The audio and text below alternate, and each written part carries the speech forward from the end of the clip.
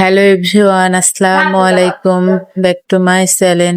আজকে আমি আপনাদেরকে ডিম ভুনার রেসিপি দেখাবো।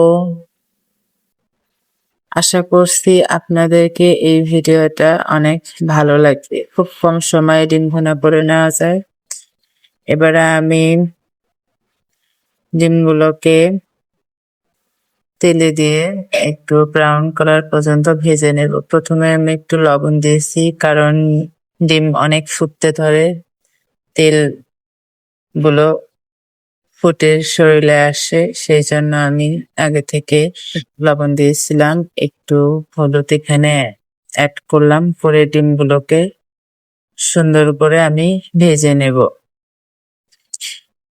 আর আপনারা যদি আমার পাতারহারি ইউটিউব চ্যানেলে নতুন হয়ে থাকেন, অবশ্যই আমার চ্যানেলটাকে সাবস্ক্রাইব করবেন, পাশে থাকা বেল আইকনটা অন করবেন, যেন আমার সামনে কোনো ভিডিও আপলোড হওয়ার সাথে সাথে আপনাদের কাছে নোটিফিকেশন পৌঁছে যায়। এবারে আমি ডিমগুলোকে ভেজে তুলে নিলাম। এবারে আমি রান্নায় চলে যাব। রান্নার জন্য এখানে আমি 1 টেবিল চামচ রসুন নিয়েছি, আদা বাটা নিয়েছি, পেঁয়াজ 1 কাপ আমি ব্লেন্ডারে বেটে নিয়েছি। এবারে আমি ফার্স্টে এগুলাকে একটু পানিটা শুকিয়ে যাওয়া অবধি ভেজে নেব।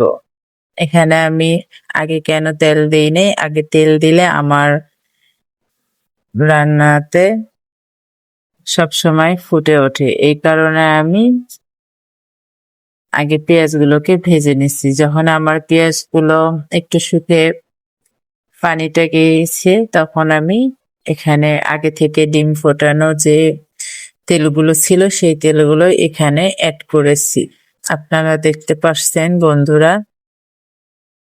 এবারে আমি এগুলাকে 4 থেকে 5 মিনিট সুন্দর করে ভেজে নেব। যখন এগুলা থেকে একটু তেল ঝরে দেবে, তখন আমি বাকি উপকরণগুলো দিয়ে দেব। এখানে 1 চা চামচ হলুদের গুঁড়া, 1 চা চামচ মরিচের গুঁড়া, 1/2 চামচ জিরার গুঁড়া, 1/2 চা চামচ এখানে গরম মশলা, আর কিছু সাদা এলাচ গুঁড়া এখানে আমি দিয়ে মশলাটাকে কষিয়ে নেব। মশলাটাকে 1 থেকে 1.5-2 মিনিট কষিয়ে নেব। কষিয়ে নেওয়ার শেষে এখানে আমি পানি ঢেলে দিলাম। এ পর্যায়ে আমার মশলাটা কষানো হয়ে গেলে, যখন আমার মশলা থেকে একটু তেল বের হতে ধরবে, এ পর্যায়ে আমি কিছু আমার ডিম আগে থেকে ভেজে রাখা ছিল সেগুলাকে আমি এখানে অ্যাড করব। এ পর্যায়ে আমি এগুলাকে ভালোভাবে নেড়ে চেড়ে নেব। এখানে ডিম ভুনাতে কোনো প্রকারের ঢাকা দেওয়ার কোনো প্রয়োজন নেই। এবারে আমি সুন্দরভাবে এগুলাকে নেড়ে চেড়ে নেওয়ার পরে একটু পানি দেব, মশলাটা যতক্ষণ আমাদের কষিয়ে নেওয়া হয়েছে। এবারে মশলাগুলো আমাদের কষিয়ে নেওয়া হয়ে গেলে রান্নাটা আমাদের প্রায় হয়ে এসেছে।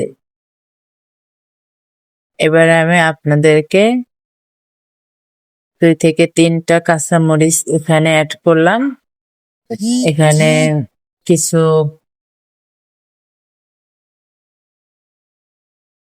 দারচিনির গুঁড়া অ্যাড করলাম, আপনাদেরকে দেখিয়ে দিলাম, এটা আপনাদের অপশনাল, আপনারা এখানে দিতেও পারেন নাও পারেন।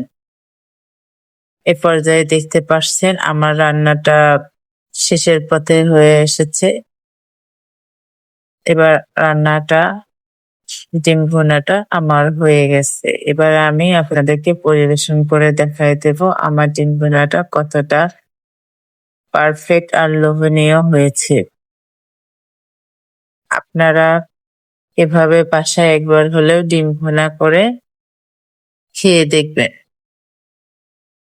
এটা অনেক সুন্দর একটি ডিম ভুনার রেসিপি।